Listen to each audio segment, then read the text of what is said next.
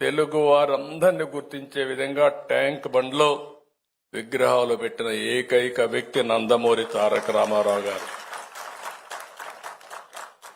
ఆ రోజు ఆయన ఆలోచించి పొట్టి శ్రీరాములు గారి త్యాగాన్ని గుర్తుపెట్టుకుని పొట్టి శ్రీరాములు తెలుగు యూనివర్సిటీ ఏర్పాటు చేసిన నాయకుడు ఎన్టీ రామారావు గారు.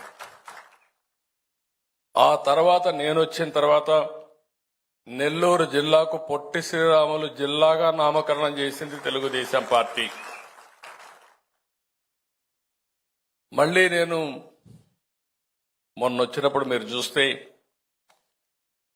ఆయన పుట్టిన ఊర్లో చాలా పెద్ద ఎత్తున కార్యక్రమాలు చేయాలని, వాటర్ ఇవ్వాలని, బ్రిడ్జ్ ఒకటి బంగారుపాలెం అక్కడ ఉండే బ్రిడ్జ్ ఒకటి వేయాలని, ఇంకొక పక్క హై స్కూల్ డెవలప్ చేయాలని, ఒక ప్రాథమిక ఆరోగ్య కేంద్రం కూడా ఏర్పాటు చేసి దాన్ని అంతా కూడా సిస్టమేటిక్ గా చేసి పొట్టి శ్రీరాములు గారు పుట్టిన గ్రామాన్ని అభివృద్ధి చేసి ఒక మెమోరియల్ తయారు చేయాలని పెద్ద ఎత్తున ముందుకు పోతే దాన్ని కూడా తర్వాత వచ్చిన గవర్నమెంట్ క్యాన్సిల్ చేసే పరిస్థితికి వచ్చారు.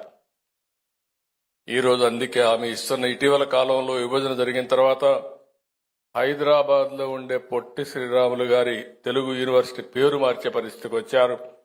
ఈరోజు హామీ ఇస్తున్నాం, తొందరలోనే పొట్టి శ్రీరాములు పేరుతో తెలుగు యూనివర్సిటీ ఏర్పాటు చేస్తాం.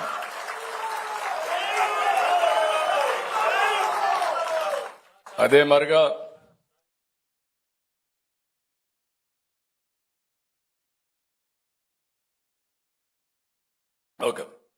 చెప్తాను. అదేవిధంగా ఈరోజు మీరు గుర్తుపెట్టుకోవాల్సింది, రాష్ట్ర ప్రజలందరూ కూడా గుర్తుపెట్టుకోవాలి, రాజకీయాల కోసం ఎప్పటికప్పుడు ఇవన్నీ కూడా కన్ఫ్యూజ్ చేస్తూ ఉంటారు.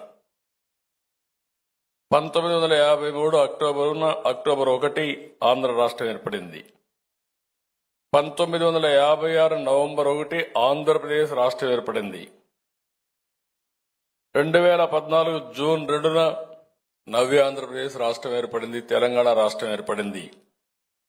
ఇవన్నీ చూసిన తర్వాత ఈరోజు నేను ఆలోచించింది, ఏ రోజైతే బాగుంటుందని ఆలోచించినప్పుడు దీనికి డిసెంబర్ 15 పొట్టి శ్రీరాములు ఆత్మార్పణం ఎప్పుడు చేశారో అది భాషా ప్రయుక్త రాష్ట్రాలకు నాంది పలికింది. కాబట్టి దీన్ని ఘనంగా చేయాలనే ఉద్దేశంతోనే ఈరోజు మనం చేశాం. ఈ సందర్భంగా నేను ఒకటే గుర్తుపెట్టుకోండి, ఎందుకు మనం ఇలాంటి నాయకుల్ని మళ్లీ మళ్లీ గుర్తు తెచ్చుకుంటున్నామంటే వాళ్ళు చేసిన త్యాగాల్ని గుర్తుపెట్టుకోవడం, జాతి ప్రయోజనాల కోసం ఏ విధంగా పోరాటం చేశారో, ఏ విధంగా ప్రాణ త్యాగాలు చేశారో ఆ స్ఫూర్తిని అర్థం చేసుకుని వారి యొక్క ఆశయాల్ని, వారి యొక్క లెగసీని ముందుకు తీసుకుపోయే బాధ్యత ఇక్కడుండే మన మీదనే కాదు, ఈ రాష్ట్రంలో ఉండే 5,50,00,000 మంది పైన ఉందని చెప్పి మరొకసారి గుర్తు చేస్తున్నా.